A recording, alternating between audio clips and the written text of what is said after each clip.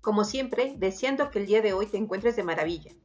¿Qué te parece si te platico cómo se defienden las plantas de los patógenos? Así como lo escuchas, las plantas se defienden de sus patógenos. Y en este video vas a conocer cómo logran defenderse de bacterias, hongos, virus y nemátodos. Espero lo disfrutes.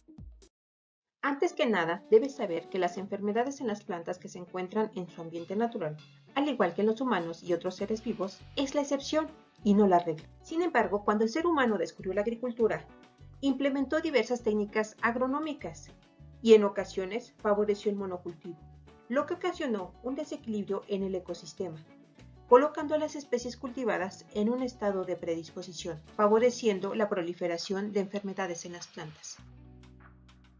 Estoy segura que estás consciente que las plantas están expuestas a un sinnúmero de patógenos en su medio natural. Como parte de su proceso evolutivo, han desarrollado múltiples y complejas estrategias de defensa, permitiendo adaptarse a diferentes entornos ambientales y defenderse del ataque a patógenos como bacterias, hongos, nemátodos y no debemos olvidar a los virus. Pero para que un fitopatógeno logre su objetivo, el cual es colonizar a su hospedero, la planta, primero se deben de conjuntar una serie de factores, lo que nos lleva a un término nuevo denominado compatibilidad de la enfermedad, el cual hace referencia a requisitos que se deben de cumplir para que se pueda enfermar una planta. El primero de ellos es que el patógeno, cualquiera que sea, y su hospedero, es decir, la planta susceptible a ser colonizada, así como lo escuchas, no todos los patógenos pueden infectar a cualquier especie de planta. Regresando al tema de los patógenos, estos se deben de encontrar con su hospedero en un espacio y tiempo determinado. Pero, aunque un patógeno se encuentre con su potencial hospedero, aún faltan otros requisitos que se deben de cumplir, como que la planta hospedera se encuentre en un estado fenológico el cual sea susceptible a ser colonizado por el patógeno. Que las condiciones medioambientales adversas a la planta, como heladas, lluvias, vientos o sequías prolongadas, duren lo suficiente para darle la oportunidad al microorganismo para infectar a su hospedero. Y que las células de la planta conserven los receptores que sus patógenos requieren para reconocerlas como sus hospederos, y así comenzar a colonizarlas. Aunque suene contradictorio lo que te acabo de decir, es cierto. Los patógenos han desarrollado estrategias para reconocer a sus potenciales hospederos, y uno de ellos es mediante el reconocimiento de estos receptores. Pero algunas plantas que no sintetizan estos receptores o que estos se han modificado son inmunes a ser identificados por los patógenos, por lo que no son susceptibles a ser infectados, y de esta forma es como las plantas pueden evadir la enfermedad.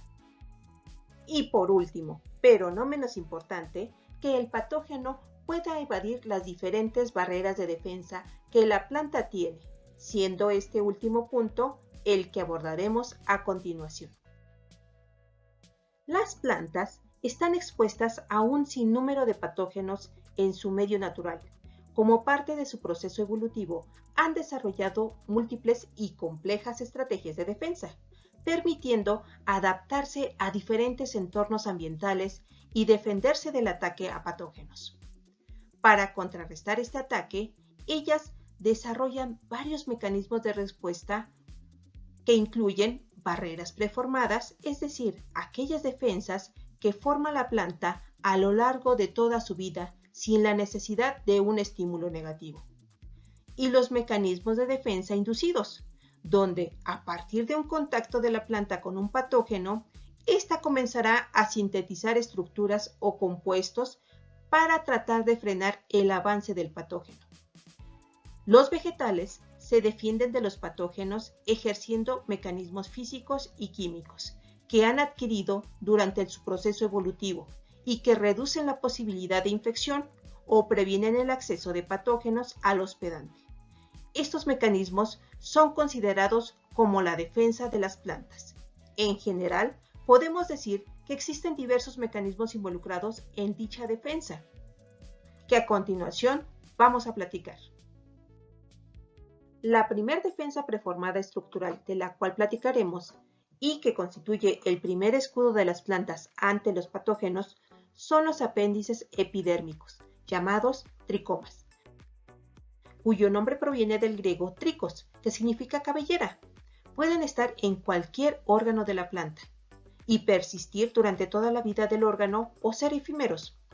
Hay varios tipos de tricomas en la misma planta e incluso pueden variar entre distintas especies de estas.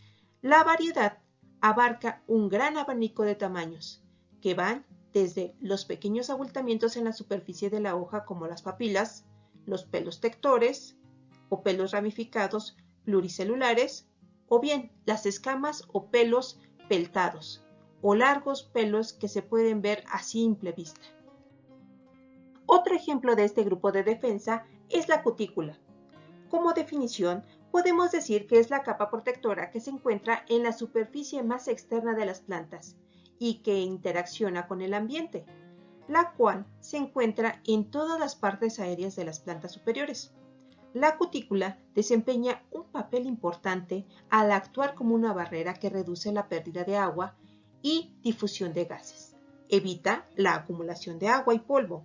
Participa en las interacciones planta-insecto, en la traducción de señales para la activación de genes específicos, además de controlar los cambios de temperatura y provee soporte mecánico. La cutícula está constituida principalmente de dos tipos de polímeros lipofílicos. El primero, la cutina, siendo este el principal componente de la cutícula, está formado casi exclusivamente por ácidos grasos de 16 carbonos. Y la segunda, las ceras cuticulares.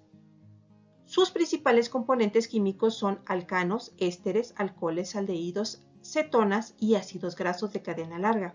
En el caso de las epicuticulares o de ácidos grasos de cadena corta en las intracuticulares. Pero, ¿cómo defienden la cutícula y los tricomas a la planta de los patógenos microscópicos? Es muy sencillo, ya que ofrecen una barrera física de protección, pues no cualquier microorganismo va a ser capaz de sintetizar enzimas capaces de poder degradar a la cutina. Como recordarás, su composición es realmente compleja y en conjunto con los tricomas pueden modificar la topología de la superficie de la planta, evitando que se acumule polvo, además de evitar que se acumule agua en la superficie de la planta, ofreciendo un ambiente hostil a los patógenos. Ahora vamos a platicar de los estomas, los cuales son poros o aberturas regulables del tejido epidérmico de las plantas que están formados por células oclusivas, es decir, células epidérmicas que provocan que estos poros en cuestión se abran o se cierren y son la interfase celular entre el ambiente y la propia planta, ya que se cree que estos aparecieron cuando la mayoría de las plantas abandonaron el mundo acuático para colonizar la Tierra.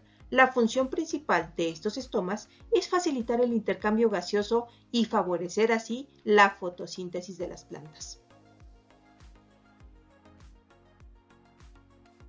Pero ¿cómo estas estructuras pueden ser una barrera de defensa, cuando acabamos de decir que son la interfase de comunicación entre el ambiente y la planta? Si me dijeran que son la puerta de entrada para muchos patógenos de la planta, no me resultaría extraño, pero defensa, no me queda claro esto.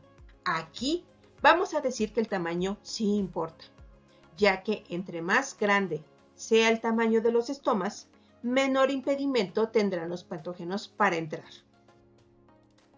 Un ejemplo clásico es el de Xanthomonas citri, una bacteria agente causal del cáncer de los cítricos.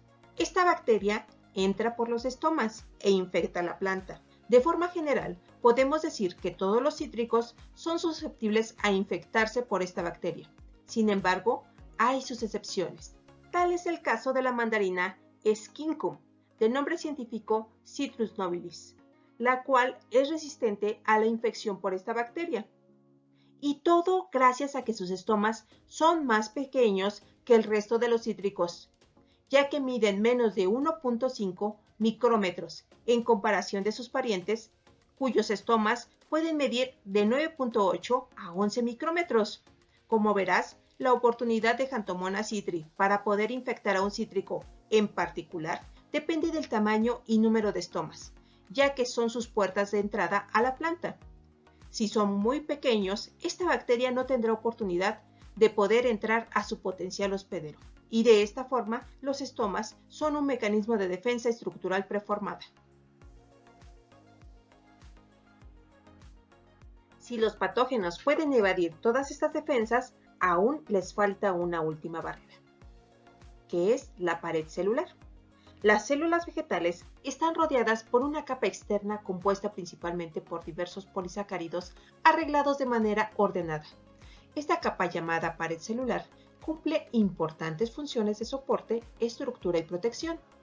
Es responsable de la resistencia a la tensión, así como de dar forma a la célula y conferirle resistencia contra agentes patógenos, al tiempo que debe de mantener una flexibilidad razonable contra las fuerzas de rompimiento y un grado mínimo de permeabilidad para que las moléculas señalizantes puedan entrar a la célula. La composición y porcentajes de los polímeros varían entre las especies de plantas. Incluso en una misma planta, de acuerdo con la edad, el tejido y la etapa de crecimiento. El principal componente de la pared celular vegetal es la celulosa, el cual es un polímero muy abundante en la naturaleza, altamente estable e insoluble en agua.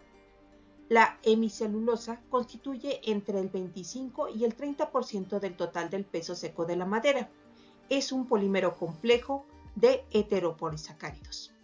La lignina es uno de los polímeros más abundantes en la naturaleza después de la celulosa y la hemicelulosa. Es altamente resistente a la degradación química y biológica.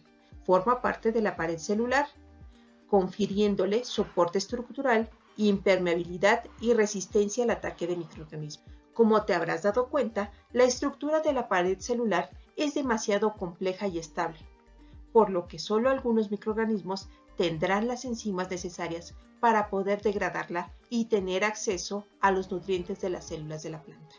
En nuestro próximo video platicaremos sobre las defensas bioquímicas preformadas con que cuentan las plantas. Recuerda suscribirte al canal y darle like al video. Nos vemos pronto.